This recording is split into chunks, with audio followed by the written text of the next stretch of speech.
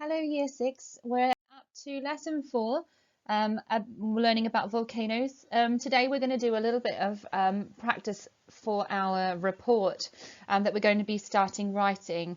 So you'll need a pencil and a bit of paper. Today we're going to go back and have a look at some of the punctuation, the higher level punctuation that we should be using in our writing at Year 6 standards. So it's a learning to write lesson. We're going to practice using punctuation in our sentences, but our sentences are going to come from the information that I gave you yesterday about volcanoes. So it's a good chance to practice for some sentences that you can use in your writing tomorrow. Let's just have a quick look though at the three different types of punctuation I'd like you to use.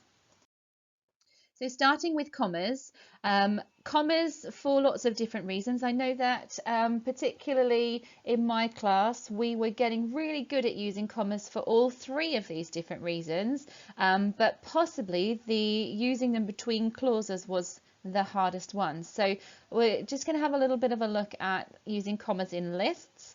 Where we're separating the ingredients in the list.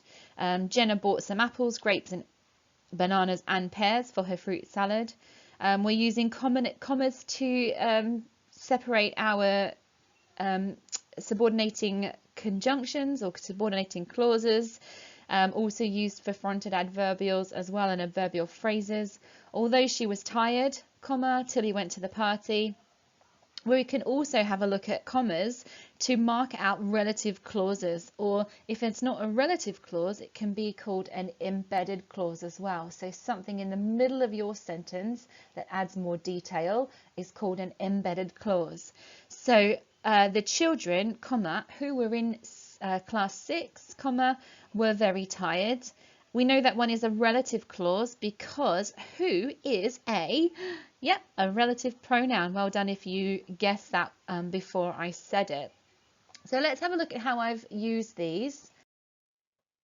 Here are some examples of the commas used in sentences that I have taken from the information given about volcanoes yesterday, and I'm going to give that to you again for our lesson tomorrow. So you'll have it all there. It's just about you being creative in the way that you use your sentences and structure your sentences and include punctuation. So inside the volcano, comma, magma is found in a chamber. Magma, comma, which is molten rock, comma, comes out of a volcano. And lastly in the list we've got hot ash, comma, magma and toxic gases escape through the Earth's crust during an eruption. So I've used commas in three different ways there, and they are all sentences that I could be using in my report tomorrow. Okay, moving on. Let's have a look at dashes. Now, dashes are great. I use dashes a lot naturally. It says here they're usually used in more informal writing, but we can use them well in formal writing as well. Okay, I feel that a dash is adding on a little bit of detail with a bit of emphasis and a little bit of pizzazz about it. So shows a sharp break between two main clauses. It can also be used for parenthesis of embedded clauses as well. The film was very informative. I learned a great deal.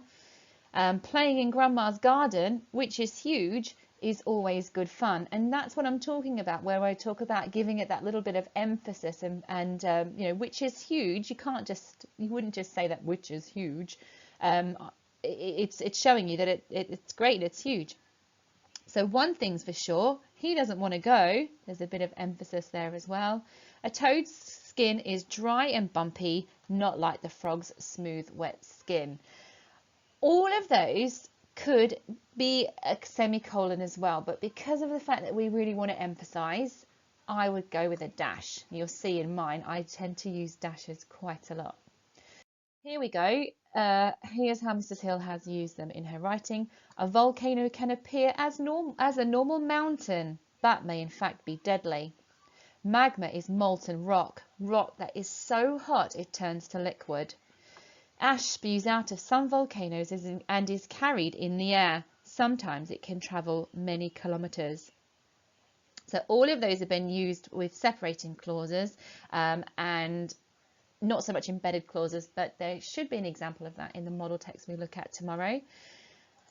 Okay, the last thing we're going to look at today is semicolons. Semicolons are used to separate two main clauses that are closely related to each other, but they could stand on their own as sentences.